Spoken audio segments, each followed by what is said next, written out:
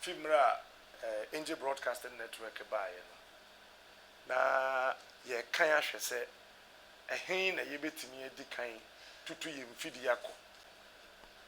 na ye hwehwe ade ni mu na Ghana ha de ye nsa akwam ho mbobra akwam domi wa onsore da kontre be ye de obeye nyina empire ti ye ka futuru mu no na aha na besiye adawma na yura ni kuro baako eye atempoku na ho na sese ye di dwumadie no ebesie ti adawro manyado enura na yebeduruye na ne yempese obia be hu ye ti onipa ye hu ye hyada kyekire obia ni tere be ye obia hu ye se yaba fi se ye di kan fa ye hu be kire ye wurade ye ni kwan so obia hu ye ya kyekire obia ni ti ene ye di dwumadie no hyehye so a ye wie na se dabi anya nkrofo no ya kyekire omani ache anhwe mbe sane hu ye anya ye ko hene ni ma ye benya amane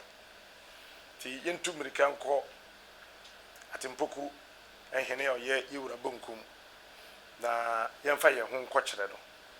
na eja yesede so na adawroma yetimi abada abebo yewura amane se afi ya beduru ti ye wo hwa ye di amane wi ya ye beba na na call bae yeso ye aye dam kwam adawroma ye badada se de be ya nhyehyɛ aka no ye betimi de egu akwam de dikan na enne na nkrofo busa na aden na akwam manam se asase na yete so na wura wudi asase wura bedware nsuo ne kane na ade ye kyena wo kwa abekra hwan enti no ye ma futufuru embefra ye wura nim se be eburu se be nyaado nimu odu kyan wo yida akom mene a onfema tina wo aka ne de wo mene o mutumi fe timi se wo mo hu nyina akora ti ye mo bi mene bibi mfa betena ye wura nim besede ho ti na dawro manyado nanka kyira na twato no se panin dware wia ne nsu asa no na dawro meburu na obefa nsuo ni nyina dware na de amamenefo memene ya ankoyie no wasi akyire de tikese eso daye akora apepa homa na ye fefefe okwamine daben obetie na to captain ne ameka ne se adwuma pa won ahya ase no won koso saa be ye America kra bi a won nipa bi ba angel no se wonam kranga be bi aka mu ohifo obi atie angel fm eno kire se adwuma pa na woye na won koso saa among bebre was so antokwa ni adesia ebi wo ha if you press an radio station ebi obi beka brebi obi ante na won afefe ho oh na akofa ohawaba be ye 3 weeks ni wo se mami bi a wo okọ operating na sabi me wranim ogun su ni ade within by 22 minutes na won anya over 10,000 a wo de ko operating maame no. In fact, me to come na fe mani age wo memu say yes, the pay wo ye adwuma. Obia say obia be be twem akọ. Si obia say edu angel so. Enti your angel time. Enti na ye hwe angel so na angel so be ba. Na mu say eye dan ya mu so daache mutam be twem.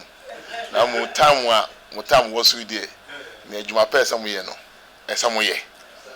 Ansa na obi fo aba. Enti ye bo mabaso na adwuma pa mo ye den mo ye mo nkoso na munya mo adwuma akra besa me ka ho makoye media for ye time na ye wo mu ye time we are a very very important time wo amanyosem mu me say ohwa politics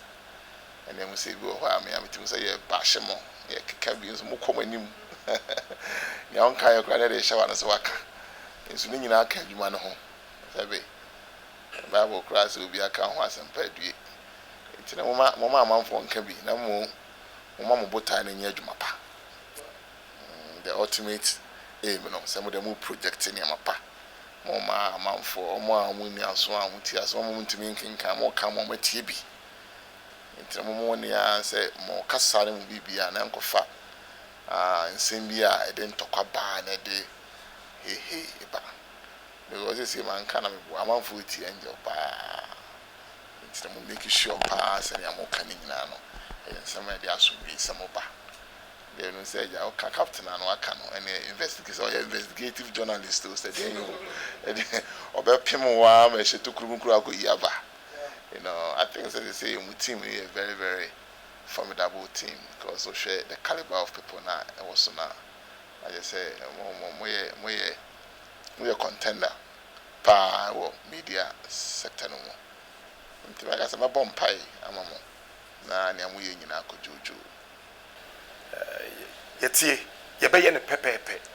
se de yebeye a de yebeboa amanfo no ene yebeyo na yesan koto abayi yenye basabasa fise bibia oman ne kro no sa man no dodo na tie ye nsentwerofo yi ti de yebema asundwe beba butoyem beba no eno na dawo meburu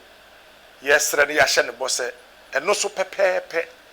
ena yebeyo sa kokɔhwede abɛhwetea ye megata nkopam ye bɛyɛ brɛo ya ma ɔkra bi ne ni na wahwɛ ndin ye ya akɔkata ya de so se de bɛyɛ emfa kayo bia emfa ma tina dawroma ye so na fotu no ye bɛyɛ ne pɛpɛpɛ